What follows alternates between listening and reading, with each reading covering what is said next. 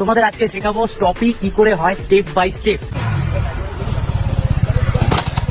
স্টপি করতে গেলে আমাদের প্রথমে কি করতে হবে, হেলমেট পরে, গ্লাভস পরে, আর এই যে সেফটি, তা এটার দিকে ধ্যান রাখতে হবে। প্রথমে কিন্তু রোলিং স্টপি নয়, প্রথমে লকিং স্টপি। লকিং স্টপিটা হাতে আনার পরে তারপর হচ্ছে রোলিং স্টপি। তা আমি আগে দেখাই যে স্টপিটা কি আর রোলিং স্টপিটা কি।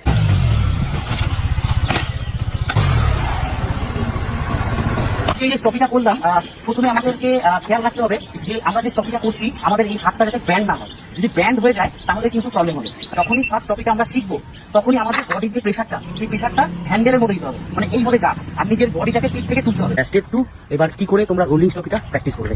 তো একটু বেশি স্পিড নিতে হবে। স্পিডটা আমি অ্যাপ্রক্স তোমাদের বলে দিচ্ছি যে 40 স্পিড, কত 40 থেকে 50 স্পিড। তারপর বডির প্রেশার দিয়ে হালকা করে ব্রেক করতে হবে, ব্রেক করার পরে হালকা ছাড়তে হবে, একটু করাবে আবার হালকা করতে হবে, এইভাবে। তো তোমাদেরকে আমি অবশ্যই দেখাচ্ছি।